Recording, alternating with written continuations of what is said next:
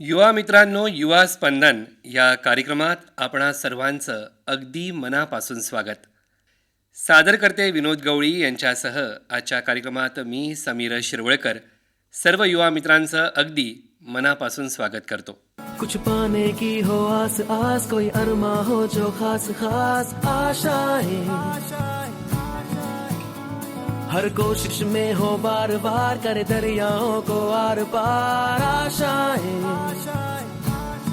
तूफानों को चीर के मंजिलों को छीन ले आशाएं, हिले दिल की उम्मीदें, हंसे दिल की अब मुश्किल नहीं कुछ भी, नहीं कुछ भी आशाएं, हिले दिल की उम्मीदें, हंसे दिल की अब मुश्किल नहीं कुछ भी, नहीं कुछ भी. युवा मित्रांनो, तुम्हाला माहिती आहे की आजचा प्रत्येक युवक युवती करिअर ओरिएंटेड झालेले आहेत. प्रत्येकाला आपली कारकीर्द घडवायची आहे आणि सहसा सामान्यतः आपण पाहिलं रूढार्थानं पारंपरिकरित्या जे करिअर आपल्या दृष्टीसमोर आहे, उदाहरणार्थ कुणाला तरी डॉक्टर व्हायचं आहे, कुणाला इंजिनियर व्हायचं आहे, अनेकांचा ओढा CA होण्याकडे सुद्धा आहे किंवा काही लोकांना आपले खाजगी व्यवसाय सुरू करायचे आहेत. पण या पारंपरिक वाटेवरून जात असताना अनेक क्षेत्र असे असतात की जे आपल्याला खुणावत असतात. त्यामध्ये आपण करिअर करू शकतो, आपली कारकीर्द घडवू शकतो आणि मोठ्या प्रमाणात आपला नावलौकिकसुद्धा आपण करू शकतो. पण त्या क्षेत्रामध्ये कारकीर्द करत असताना त्यामध्ये आपली आवड आहे का, त्यामध्ये आपली गती आहे का, त्यात आपण पुढे जाऊ शकतो का, या सगळ्या गोष्टींचा विचारसुद्धा होणं तितकंच महत्त्वाचं असतं. आणि अशा पद्धतीनं जर आपण आपल्या आवडत्या क्षेत्रामध्ये आपली प्रगती केली तर निश्चित आपण यश मिळवू शकतो आणि एक वेगळं समाधान ते क्षेत्र आपल्याला देऊन जातं. आज आपल्या युवा स्पंदन या कार्यक्रमात आपण ज्यांना आमंत्रित केलेलं आहे ते असेच वेगळी वाट निवडलेले आहेत आणि आज गेल्या अनेक दिवसांपासून ते त्या वाटेवर संघर्ष करत पुढे जात आहेत आणि आपला नावलौकिकसुद्धा त्यांनी मोठा केलेला आहे. स्वागत करूया आजच्या आपल्या युवा स्पंदन या कार्यक्रमात नील शामराव कल्याणकर यांचं. त्यांचा जो परिचय आहे तो कार्यक्रमादरम्यान मी आपल्याला करून देत राहणारच आहे. पण सुरुवातीला मात्र त्यांचं स्वागत करताना त्यांचा परिचय त्यांच्या तोंडून ऐकायला आपल्याला निश्चितच आवडेल. तेव्हा नील, आपलं आजच्या युवा स्पंदन या कार्यक्रमात मी अगदी मनापासून स्वागत करतो. धन्यवाद दादा आणि सर्वांना माझा सहप्रेम नमस्कार. मित्रांनो, जसं तुम्ही माझं नाव ऐकलंच आहे, पण परत एक वेळा मी माझी ओळख तुम्हाला करून देतो. माझं नाव नील शामराव कल्याणकर. मी मूळ नांदुरा इथला राहणार आहे आणि आपल्या ॲक्टिंग क्षेत्रांमध्ये विविध भागात मला वेगवेगळे प्रोजेक्ट मिळतात, त्यानुसार मी तिथे जात असतो आणि काही दिवसांपासनं मी आपल्या अकोला शहरामध्ये राहत आहे. तर आज तुमच्याशी बोलून मला खूप चांगलं वाटणार आहे. नील, कला क्षेत्रातली अनेक माध्यमं काम करताना निवडली आहेस.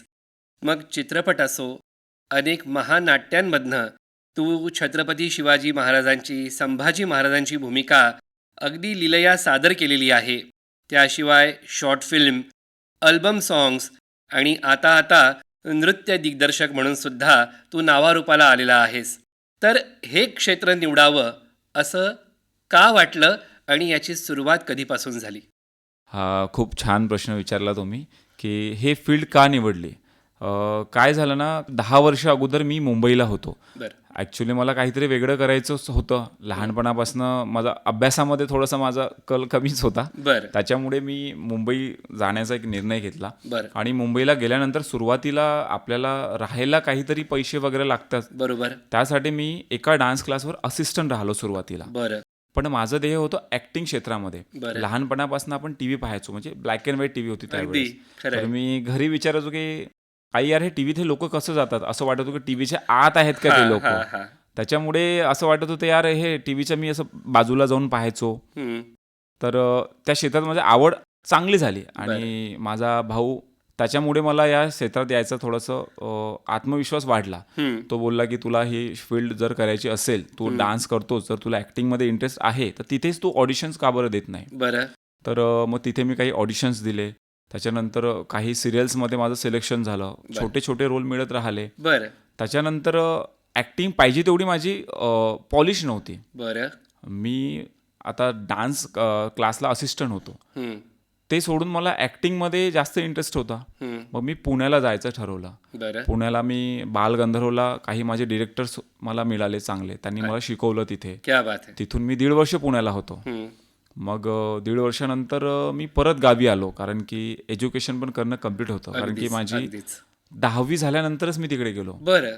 मग तेव्हा म्हणजे अगदी 15-16 वर्षांचा बस असं बस बस बस कारण की माझा भाऊ या क्षेत्रामध्ये होताच ऑलरेडी आमच्या गावाकडे. तर त्यांनी मला म्हटलं ठीक आहे, तू जा तिकडे, नवीन गोष्टी बघ. आणि त्याच्या फ्रेंडकडे मी असिस्टंट होतो.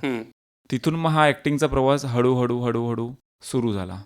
मुंबईचा, पुण्याचा अनुभव कसा होता? तिथल्या माणसांचा सुद्धा, म्हणजे आज अकोलासारखं शहर आणि तिथे वावरत असताना अनेकांना असा प्रश्न पडेल की ती जी मायानगरी आहे, जी भुलवते, जी स्वप्न दाखवते, तर खरोखर तिथे आपल्याला हवी तशी माणसं भेटतात का? तिथे आपल्याला मदत करणारी सुद्धा आणि मार्गदर्शन करणारी सुद्धा माणसं आहेत का? तुझा अनुभव काय आहे त्या बाबतीतला? बघा, या बाबतीतला अनुभव माझा सांगायचं म्हटलं तर प्रत्येक नाण्याच्या 2 बाजू असतात. अगदीच. मला तिथे चांगली माणसं पण भेटली आणि काही वाईट माणसं पण भेटली. म्हणजे सुरुवातीचा पहिला माझा एक एक्सपिरियन्स सांगतो. मी मुंबईला जेव्हा गेलो लोकल, हा सर्वांनाच माहिती आहे. बरोबर. मला उतरायचं होतं नेरूळला. बरं. आणि तिथून म्हणजे एवढी गर्दी, पहिले चढायच्या वेळेस मला 2-3 गाड्या तर मी मिस झाल्या. एवढ्या गर्दीमध्ये मी सर्वाइव्ह करूच नाही शकलो. बरोबर. नेरूळला उतरायचं तर मी कधी खारघरला उतरून जात होतो, परत तिथून ट्रेन पकडत होतो. असं माझा 2 ते 3 वेळा हा अनुभव आला. बरोबर. त्यानंतर मी ठरवलं आपल्याला ऑटोनी जायचं आहे. मग मला सिऊट स्टेशनपर्यंत जायचं होतं. नेरूळला मी आलो ऑटोनी. सिऊट ते मला वाटते की 1-1.5 किलोमीटर असेल. अच्छा. तिथून त्या ऑटोवाल्याने मला अर्धा तास फिरवलं की हा अभी इधर आएंगा उधर आएंगा. आणि तसं ते बिल काढलं तर काही असे वाईट अनुभव होते. बरोबर. आणि चांगले अनुभव असे म्हटलं म्हणजे काही लोक असे पण होते की यार तू इतना इसको घुमा रहा है. माझ्यासोबतच एक जण होता, मी त्याच्याशी बोललो. बरोबर. शेअरिंग ऑटो होता. तर म्हटलं दादा इथे इथे जायचं आहे. तर म्हणजे इधर तर हे पास में तुम इधर ही घुम रहे हो क्या? तर मग त्यांनी त्या ऑटोवाल्याला झापलं की गावाकडून आलेला मुलगा तू त्याला असं फिरवतो का? सांगा. म्हणजे तशी मला त्या एकाच क्षणात असे 2 माणसं भेटले. तर तो असा अनुभव, चांगला आणि वाईट, मला तो पहिला एकदम सुरुवातीचा अनुभव होता. बरं. या क्षेत्रातल्या माणसांबद्दल काय बोलशील? चित्रपट क्षेत्रातली माणसं असो किंवा दिग्दर्शक असोत, त्यांच्याबद्दल एखादा अनुभव आहे जो सांगावासा वाटेल? पॉझिटिव्ह अनुभव सांगतो माझा. पहिले सुरुवातीला माझं लक चांगलं की मला जे पण दिग्दर्शक मिळाले, जे मार्गदर्शक मिळाले, खूप चांगले आणि पॉझिटिव्ह होते सर्व. मला काही लोकांनी सांगितलं की तू ॲक्टिंगमध्ये आणखी इम्प्रूव्हमेंट कर. काही त्यांनी मला पुस्तकं दिले वाचायला. काही त्यांनी सांगितलं वर्कशॉप कर. आता माझी परिस्थिती नव्हती तर फ्री वर्कशॉप पण त्यांनी मला स्वतः दिला. म्हणजे मी तिथे पुण्याला असताना त्यांच्या वर्कशॉपला मी थोडंसं कामही करायचो आणि तिथून मला ते शिकवतही होते. पार्ट टाइम जॉब म्हणायला माझा डान्स क्लास मला होता, तर तिथे पण थोडं डान्स क्लासवर असिस्टंट होतो. आणि वाईट अनुभव असे होता, थोडंसं माझे काम वाढले ॲक्टिंगमध्ये, नाटक वगैरे केले आम्ही, नंतर सिरियल मिळाल्या मला, पण छोटे छोटे रोल. त्याच्यानंतर असं झालं की मला फिल्ममध्ये करायचं होतं की यार आपण लहानपणापासून जो हिरो पाहत आलो तिथे मला स्वतःला पाहायचं होतं. बरोबर. तर मी काही ऑडिशन्स दिले, तर काही फेक लोक पण या फील्डमध्ये मला भेटली होती. तुम्हाला पोर्टफोलिओ करना पडेगा. माझी स्क्रीन टेस्ट झाली. मग पोर्टफोलिओसाठी एवढी पैसे लागतील. बरं चला, आपल्याला सुरुवातीला माहित नाही, मी तडजोड करून काही इकडचे पैसे तिकडचे करून पोर्टफोलिओ केला. त्याच्यानंतर तुमचं फिल्ममध्ये सिलेक्शन होत आहे तर तुम्हाला सुरुवातीला एवढे पैसे भरावे लागतील. मी म्हणजे असं माझ्या एकदम खुश किंवा मग एकदम हौशी म्हणून त्याच्यात असं वाहत गेलो त्या प्रवाहामध्ये. बरोबर. पण ते अक्षरशः तुला मिसगाईड करत होते. पूर्ण मिसगाईड. म्हणजे माझे 1-1.5 वर्ष असेच गेले आणि पैसे पण गेले. त्यांचे त्या लोकांचे नावं घेत नाही, पण असंच मी एका डिरेक्टर सोबत डिस्कशन केलं की सर ये ऐसा होता है क्या? तर त्यांनी मला सांगितलं नाही, चुकीचंच आहे.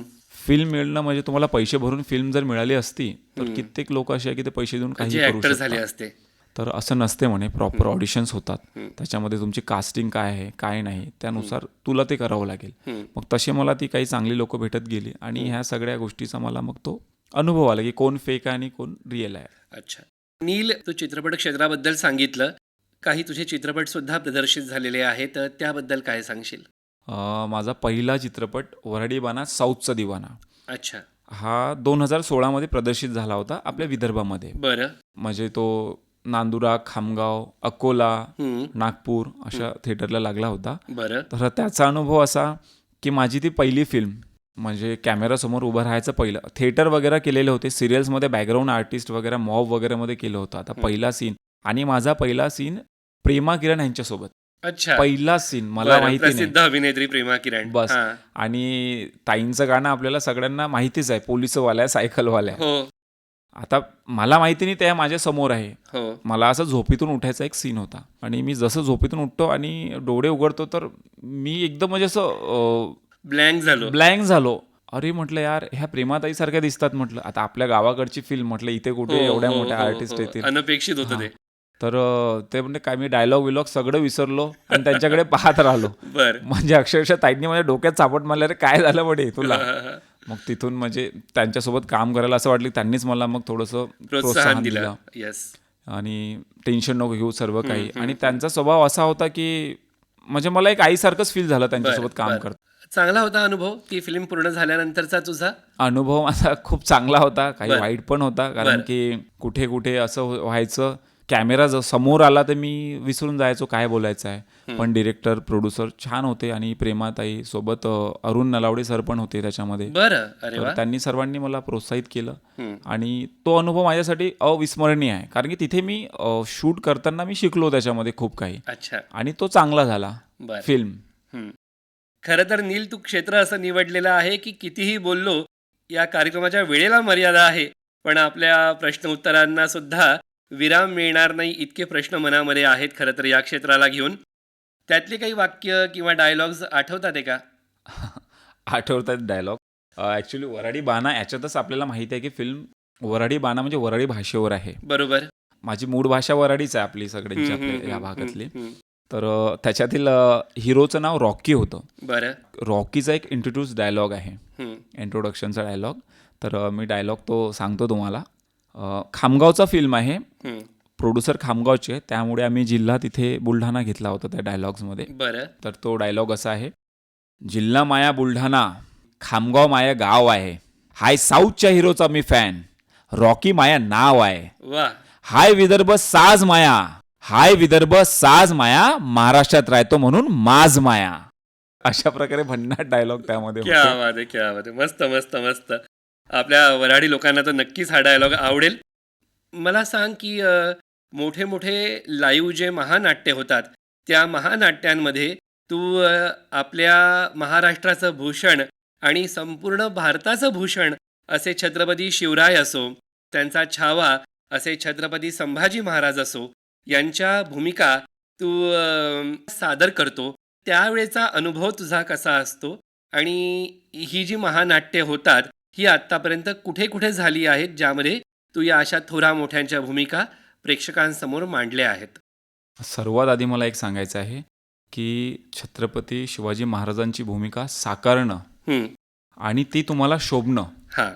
हे आपलं भाग्यच आहे. खरी गोष्ट म्हणजे आहे. हे पुण्याई आहे माझी कुठेतरी, की मला ते पात्र मिळते आणि ते मला शोभते. हं. आणि आम्ही जवळपास 2 वर्षापासून महानाट्य करतोय. बरं. अकोट, अकोला, खामगाव, त्याच्यानंतर नांदुरामध्ये झालं आहे माझं, बरं. नागपूरला झाले आहेत शो. क्या बात आहे. आणि हे शो करताना आहे ना, एक वेगळीच अनुभूती असते. हं. तुम्ही सर्वात आधी तर भीती खूप जास्त असते बरोबर. की तुम्ही महाराजांची भूमिका सादर हो, करत हो, आहात. हो. मोठी जबाबदारी असते. खूप मोठी जबाबदारी, म्हणजे तुम्हाला पाहण्याचा दृष्टिकोन, तुम्ही त्या ठिकाणी शोच्या ठिकाणी जाणे, हं. तिथपासनं तर घरी परत येईपर्यंत तुम्हाला पाहण्याचा दृष्टिकोन लोकांचा तुम्ही महाराज म्हणून पाहता बरोबर, तुम्हाला. बरोबर. तर जराशी चूक तुमच्याकडनं अपेक्षित नाही. खरी गोष्ट आहे. तुमची वागणूक, हं. तुम्ही मेकअपमध्ये असतानाही आणि त्यानंतर तुम्हाला जे पाहतात मेकअपमध्ये हो. नंतर नसतानाही, मला म्हणजे असा अनुभव आहे की लोक तुम्हाला महाराजांची भूमिका. बरोबर. म्हणजे तुमची बघा. देहबोली असो, तुमची बॉडी लँग्वेज सगळ्यात महत्त्वाची लाईव्ह शोजच्या दरम्यान. श्रोते हो, आणखीन एक तुम्हाला सांगावंसं वाटतं की जसं नील बोलताना म्हणाला की ती भूमिका तुम्हाला शोभणं, तर खरोखर नील आतासुद्धा जेव्हा माझ्यासमोर बसलेला आहे, तर त्याला जर तयार केलं तर तो छत्रपती शिवाजी महाराजांसारखा आणि संभाजी महाराजांसारखा भासतो, दिसतो सुद्धा. हे त्याचं विशेष कौतुक आहे. आणि तर या महानाट्यांबद्दल काय म्हणत होता आणखीन? महानाट्यांचे असे पण अनुभव आले आहेत मला की महानाट्य करण्याच्या वेळेस जेव्हा आपण स्टेजवर येतो, हो हो काही सीन्स असतात त्यामध्ये हो जे महाराजांच्या भूमिकेमध्ये आपण करतो. तर मला आठवते की तानाजींची आणि महाराजांचं युद्ध झाल्यानंतर गडावरचा एक सीन आहे लास्टचा, हो हो जेव्हा महाराज तानाजींना जवळ घेऊन रडतात. हा तेच वाक्य ना ते, गड आला पण सिंह सिंह गेला. गेला. हा हा बर. त्या वाक्यामध्ये मला, मी जेव्हा जेव्हा तो सीन करतो किंवा पाहतो, तर ती वेदना म्हणजे काळजात एवढी भयंकर दुःखत असते हा हा हा की तिथे रडणं तर साहजिक आहे की कोणाला पण येणार. माझ्या करतानाही अंगावर, आताही माझ्या बोलताना अंगावर काटे काटे येत आले आहेत. आहेत. की यार सिरियसली बॉस, की त्यावेळेचे काय हा त्यावेळेस तो साथीदार प्रसंग होते. कसा उभा राहिला असेल वास्तवामध्ये. येस, तो प्रसंग कसा असणार, ते काय साथ, महाराजांप्रती त्यांचं प्रेम, तर ह्या गोष्टी खूप म्हणजे प्रोत्साहित करणाऱ्या आहेत. बरं. आणि तसंच अगदी छत्रपती संभाजी महाराजांची भूमिका सुद्धा अशीच प्रेरणादायी असेल तू साकारत असताना. खूप जास्त प्रेरणादायी. म्हणजे मी जेव्हा मेकअप करतो, हम्म, मी विचार करतो की नॉर्मल मेकअप करायच्या वेळेस समजा आपल्याला थोडीशी खरोच वगैरे लागते तर थोडा त्रास होतो. बरोबर. दादा सांगायचं ना की महाराजांनी 40 दिवस ही वेदना या यातना कशा सहन केल्या असतील. किती क्रूरतेने किती त्यांना ते क्रूरतेने त्यांना त्या यातना यातना दिल्या सहन गेल्या कराव्या आहेत. लागल्या. त्या यातना दिल्या गेल्यात औरंगजेबांनी. हम्म, तर सिरियसली बॉस, त्यांचं धर्माप्रती हम्म, आणि आपल्या लोकांबद्दल प्रेम, हम्म, की त्यांनी स्वतःसाठी काहीच नाही केलं. बरोबर. लहानपणापासनं त्यांनी स्वतःला झोकून दिलं. खरं तर त्यांची स्वराज्यासाठी. कारकीर्द अवघी 8, 9, 10 वर्षांची असेल ते सिंहासनावर बसल्यानंतरची. पण ती सुद्धा त्यांनी अशी गाजवली की आज सुद्धा इतक्या वर्षानंतर सुद्धा ते आपल्या प्रत्येक हिंदू हृदयामध्ये अगदी वरच्या स्थानावर आहेत. बरं, हे जेव्हा तू इतक्या महान प्रेरणादायी व्यक्तिमत्वांची भूमिका महानाट्यांद्वारे सादर करतो, तेव्हा श्रोत्यांचा प्रतिसाद कसा मिळतो? महानाट्य सादर झाल्यानंतर प्रत्येकाला तुझ्यासोबत फोटो काढायचा असतो. प्रत्येकजण म्हणतो की बापरे, काय सुंदर, तुम्ही अक्षरशः आमच्यासमोर साक्षात शिवराय उभे केले. तर तेव्हाचा अनुभव कसा असतो? तेव्हाचा अनुभव तर खूप गर्व वाटते स्वतःवर की आपण केलेली भूमिका प्रेक्षकांना आवडली, आपला गेटअप आवडला. आणि मी नेहमी माझा 100% देतो. देण्याचा स्टेजवर प्रयत्न करतो. येतो बरोबर. तर असं वाटते की आपण बस त्या क्षणामध्ये गेलो. बस. आणि जेव्हा शो संपतात, लोक येतात, तुमच्या पाया लागतात, हम्म. इवन ओवाळणी सुद्धा देतात. अच्छा. की माझ्याकडून हे मला क्या एक बात आठवते, आहे. माझा एक किस्सा. एका शोच्या दरम्यान एक म्हाताऱ्या आजी होत्या. बरं. त्यांनी मला, दादा, त्यांच्या देवाऱ्यातली कवड्याची माळ मला दिलेली आहे गिफ्ट. बाप रे. म्हणजे त्यांची कुलदैवतची असेल ती. त्यांनी मला सांगितलं, बेटा ही तुझ्यासाठी म्हणे. म्हटलं आता मला इथे संधी भेटली ते बोलायची त्यांच्याबद्दल. तर ही माळ, म्हटलं आई, मी तुम्हाला, माझी इच्छा आहे की मी सिरियल जर मला मिळाली तुमच्या आशीर्वादाने, महाराजांची सिरियल किंवा फिल्म, तर मी ही यूज करेल. आणि माझ्यासाठी ते ऑस्करपेक्षा जास्त, क्या कारण बात की बरोबर आहे. त्यांचे ते द्यायच्या वेळेसचे भावना, त्यांचे फिलिंग्स, त्यांचा तो आशीर्वाद, डोळ्यातून आसू, मला अजूनही ते भरून येते ती गोष्ट आठवली तर. तर असे अनुभव खूप सारे वा, असतात, वा. पण तो अनुभव माझा आठवणीत राहणार नेहमी. बरं. महानाट्याबद्दल नील आपण बोललो. आणि शॉर्ट फिल्म्स असोत, अल्बम सॉंग्स असोत, याबद्दल काय सांगशील? हे जे क्षेत्र आहे एक वेगळं क्षेत्र आहे. म्हणजे तुम्हाला काहीतरी नवीन शिकवते आणि करण्याची संधी देते. बरोबर. ज्या भूमिका आहेत तुम्हाला जिवंत उभ्या करायच्या असतात आणि बरोबर. प्रेक्षकांना त्या नवीन जागवायच्या असतात त्यांच्या पण बरोबर. नजरेत. पण मला असं वाटतं की नवीन पिढी या फील्डमध्ये यायला पाहिजे, बरं. कारण की ह्याच्यामध्ये तुम्हाला चान्सेस खूप आहेत, हम्म, पण मेहनत पण तशीच आहे. बरोबर. जर तुम्हाला या फील्डमध्ये यायचं असेल तर तुम्हाला तुमचं सर्वस्व इथे समर्पण करावं लागेल. खरी गोष्ट आहे. म्हणजे आणि आपले 100% 100% द्यायला हवे. 100% द्यावं लागेल. हम्म, आणि या फील्डमध्ये काम करताना असं वाटते की आपण कोणती एक भूमिका जगत नाही आहे, कोणतीही एक भूमिका जगत नाही आहे. बरोबर. वेगवेगळ्या भूमिका तुम्हाला करायला मिळतात. हम्म. तुमच्या मनातील गोष्टी तुम्ही तुमच्या डायलॉग थ्रू, तुमच्या ऍक्टिंग थ्रू देऊ बरं. शकतात. बरोबर. तुला जर असं विचारलं की तुझ्यासाठी अभिनय काय आहे, काय सांगशील? माझ्यासाठी अभिनय काय आहे? सर, अभिनय माझ्यासाठी फक्त एक क्षेत्र नाही, हम्म, ते माझं स्वप्न आहे. बरं. आणि वर्षानुवर्ष मेहनतीनंतर आज आकाशवाणीमध्ये माझी जी मुलाखत होत आहे हम्म, ते या क्षेत्रामुळे. बरोबर. आणि ही माझी खूप महत्त्वाची पायरी आहे. अच्छा. हे आजचा जो आपला इंटरव्ह्यू होत आहे, हम्म, आणि यामार्फत मी, ज्यांनी माझा साथ दिला, मला प्रेम दिले, मला सपोर्ट दिले, त्या सर्वांचे मी मनापासून आभार व्यक्त करतो. बरं. अनेकांच्या मनामध्ये फ्युचरला घेऊन सुद्धा प्लॅन्स असतात. भविष्यातल्या तुझ्या योजनांबद्दल काय सांगशील? की कुठे पोहोचायचं आहे किंवा मनामध्ये अशी काही स्वप्न आहेत जी पूर्ण करायची आहेत? मनामध्ये स्वप्न तर खूप आहे, पण सर्वात मोठं स्वप्न माझं म्हणजे या फील्डमध्ये आलो 10 वर्षापासनं. हं, तर जेव्हा मला तो प्लॅटफॉर्म दिसला, या महाराष्ट्रातील सर्वात नावाजलेला प्लॅटफॉर्म हा रियालिटी शो आहे तो, बरं. ज्याचं अँकरिंग अगोदर महेश मांजरेकर सर करत होते अच्छा. आणि आता महाराष्ट्राचे लाडके म्हणजे भारताचेच लाडके आपले रितेश देशमुख सर करत आहेत. बरं, बरं, बरं. तर त्या शोमध्ये जाण्याची मला इच्छा आहे, कारण की तिथे आतील स्वतः माणूस काय आहे हं. हे मांडता येते. तिथे अच्छा. कोणती स्क्रिप्ट नाही. तोच रियालिटी शो का की ज्याच्यामध्ये विविध क्षेत्रातली माणसं एकत्र येतात आणि साधारण मला असं वाटतं की एक 3-4 महिन्यांचा तो शो असतो आणि त्यात सगळे सोबत राहतात आणि ज्याच्यात कॅलिबर असतं, जो लोकांना आवडतो, त्याला वोटिंगद्वारे मतं मिळत जातात आणि शेवटी तो विनर ठरतो. मला असं वाटतं तू त्या शोबद्दल बोलतो आहेस. Yes sir. खाजगी वाहिनीवर तो शो प्रसारित होतो आणि आमच्या सगळ्यांच्या शुभेच्छा आहे की तू त्या शोमध्ये नक्की जाशील. नील, रियालिटी शोमध्ये तुला जायचं आहे हे तुझं स्वप्न तर कळलं. पण या व्यतिरिक्त आणखीन काही स्वप्न आहेत जी भविष्यात पूर्ण करायची आहेत? माझं सर्वात मोठं स्वप्न आणि मी असंही म्हणू शकतो की माझ्या लाईफमधलं शेवटचं स्वप्न राहणार. हं, म्हणजे तिथे माझी सर्व स्वप्नपूर्ती होणार. कारण की या फील्डमध्ये मला आणणारा माझा भाऊ होता, माझ्यापेक्षा मोठा, आणि काही कारणामुळे तो आता नाही आहे आपल्यासोबत. त्याचं स्वप्न होतं की तुला हे फील्ड आवडते ना, तर तू 100% दे, मी बघतो घरचं.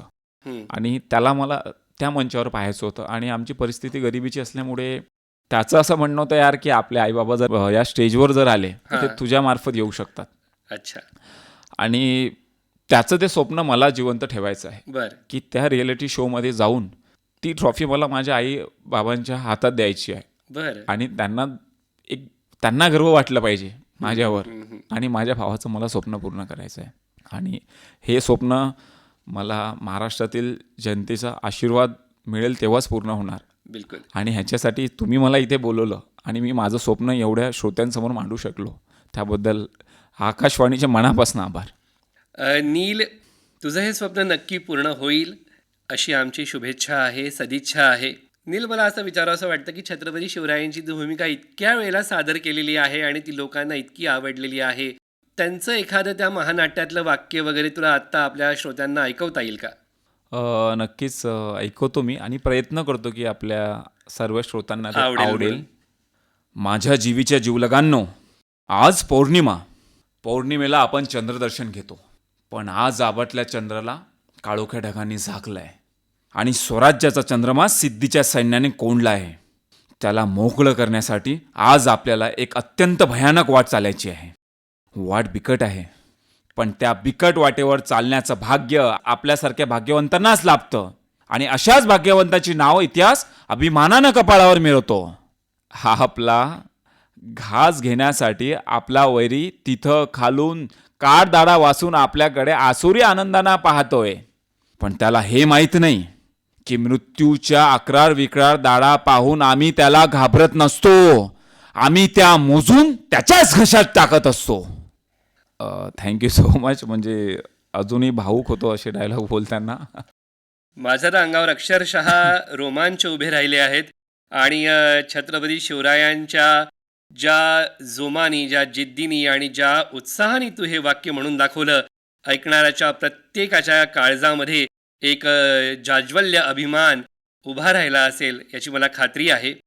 नील, आपल्या कार्यक्रमाची वेळ मर्यादित आहे, पण तरीसुद्धा जाता जाता मला तुला विचारावंसं वाटतं की आजच्या तरुण पिढीला आणि विशेषतः जी या क्षेत्रामध्ये अभिनयाकडे वळू इच्छिते त्यांना तू काय सांगशील? सर, आज माझ्या तरुण भावांना मला सांगायचं आहे की मोठी स्वप्न बघा, हं, पण त्यासाठी मोठी तयारी पण ठेवा. बरं. परिस्थिती कशीही असो, हं, स्वतःवर विश्वास ठेवा. कारण यशवंत माणसं वेगळं काही करत नाही, हं, पण ते प्रत्येक काम वेगळ्या वेगळ्या जिद्दीने पद्धतीने करतात करतात. आणि वेगळ्या पद्धतीने करतात. बरोबर. स्वप्न बघा आणि ते पूर्ण करण्यासाठी मनापासून मेहनत करा. एक दिवस तुमचं स्वप्न नक्की पूर्ण होणार. कारण आपण जर मनापासून मेहनत केली ना, हं, तो वरचा पण आपल्याला पाहत आहे. क्या बात. आपल्या मेहनतीचे फळ एक दिवस आपल्याला 100% मिळते. फक्त मेहनत मनापासून करा मित्रांनो. वा, अत्यंत उपयुक्त आणि मोलाचा असा सल्ला आजच्या युवकांना तू दिलेला आहेस. श्रोतेहो, चित्रपट असोत, महानाट्य, शॉर्ट फिल्म, अल्बम सॉंग्स, नृत्य दिग्दर्शक ॲक्टिंग क्लासेससुद्धा नील घेत असतो आणि अशा विविध क्षेत्रामध्ये काम करताना आज आपल्या आकाशवाणीला त्यांनी अतिशय सुंदर अशी ही मुलाखत आपल्या सगळ्यांना दिली. तुझी जी काही स्वप्न आहेत ती पूर्ण होत येणाऱ्या काळामध्ये तुला आम्ही मोठ्या मंचावर बघावं अशी आमचीसुद्धा इच्छा आहे. त्यामुळे आमची ही इच्छा आणि तुझ्या अनेक सदिच्छा पूर्ण होत याच आजच्या या कार्यक्रमातून मी तुला शुभेच्छा व्यक्त करतो.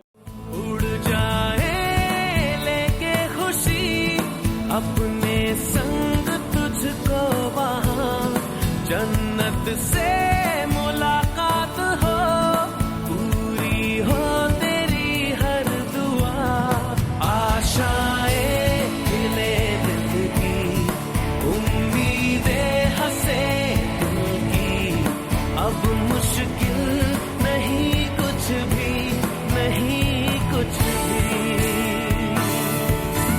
आशाएं खिले दिल की उम्मीदें हंसे दिल की अब मुश्किल नहीं कुछ भी नहीं कुछ भी